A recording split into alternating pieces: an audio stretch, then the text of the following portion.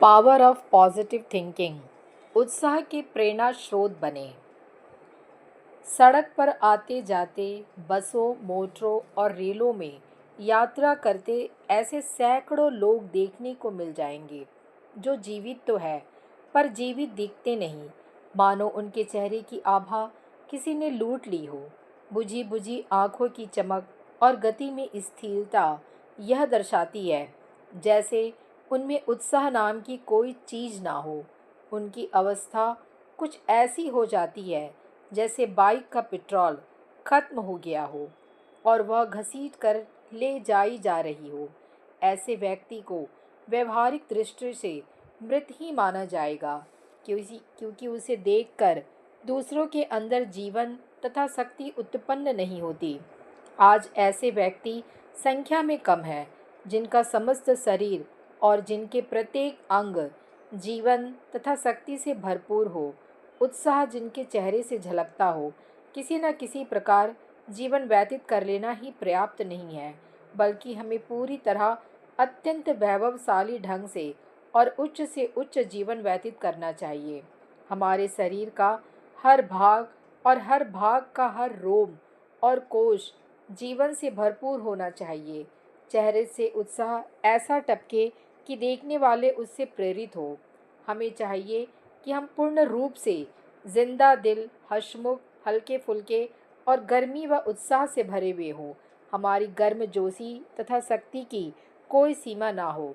हमारे आभा युक्त उत्साहित चेहरे को देख लोग ईर्ष्या करें। बहुत से लोग इस बात को अत्यंत आवश्यक समझते हैं कि वे संसार में एक व्यापारी के रूप में या एक पेशेवर के रूप में अपनी प्रसिद्धि की नींव रखें, किंतु इस बात का वे तनिक सा भी विचार नहीं करते कि उन्हें सबसे पहले अपने स्वास्थ्य की नींव को शक्तिशाली बनाना चाहिए।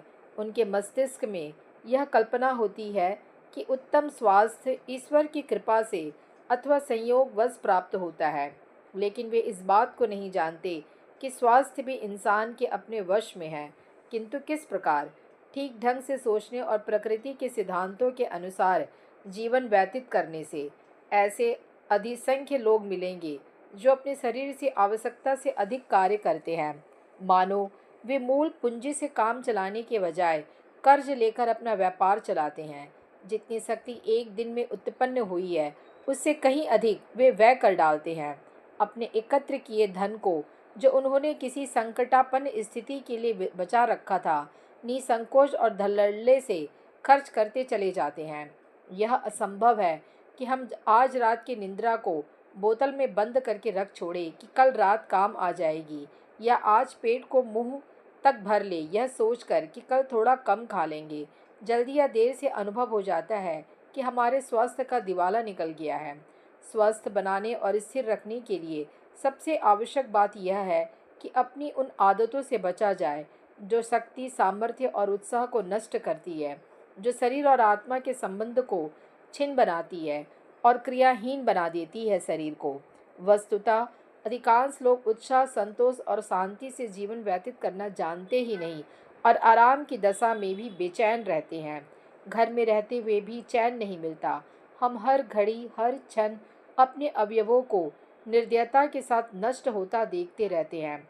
एलन लॉय का कथन है कि मध्यम श्रेणी का प्रत्येक अमेरिकन हर मिनट, हर क्षण कुछ न कुछ करता ही रहता है। वह कभी खाली नहीं बैठ सकता। यदि वह लिफ्ट की प्रतीक्षा में खड़ा है तो और नहीं तो बटन को ही दबाकर इधर उधर टहलना शुरू कर देगा। उसके माथे पर सिलवटें पड़ जाएगी, भवें तन जाएगी और कोई समझेगा कि किसी साम्राज्य का बोझ अपनी पीठ पर लिए वह खड़ा है। अपने अवयवों को वह तना रखता है। इन हरकतों से वह अपनी शक्ति को व्यर्थ नष्ट करता रहता है। अपनी शक्ति को यूं ही नष्ट करने वाले और लगातार काम करके अपने अवयवों को थका देने वाले लोग हमें हर जगह देखने को मिल जाएंगे। वे यदि रेल में भी बैठेंगे तो आराम से नहीं बैठेंगे। उनके लिए शांत हो जाना संभव नहीं। जब तक अपने अभिष्ट स्थान पर ना पहुंच जाए वे तने बैठे रहते हैं। उनके चेहरे से चिंता टपकती रहती है अथवा इधर उधर पहलू बदलते रहते हैं।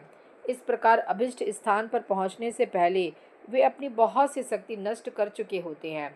एक व्यापारी समाचार पत्र भी पढ़ रहा होता है और साथ ही भोजन भी करता जाता है। भोजन क्या करता है? ग्रास पर ग्रास ठूंसता रहता है। इस प्रकार वह अपने मैदे को भोजन पचाने के लिए 5 मिनट की भी अनुभूति नहीं देता और अपने रक्त को मानसिक कार्य के निमित्त मस्तिष्क की ओर भेज देता है। यही नहीं, वह दिन भर दौड़ता फिरता है, मानो उसके जीवन का दारोमदार ही तेजी और दौड़ पर है। एक दिन में भी वह इतना काम कर लेता है जिसे पूरा करने के लिए एक यूरोपियन कई दिन खर्च करता है। फिर उसे विस्मय होता है, ना मालूम मुझे अर्जुन क्यों हो गया, रात भर क्यों नहीं नींद आती, मैं जल्दी घबरा क्यों जाता हूँ, मेरा स्वभाव चिड़चिड़ा क्यों हो गया है, मैं समय से पहले ही बूढ़ा क्यों हो गया हूँ।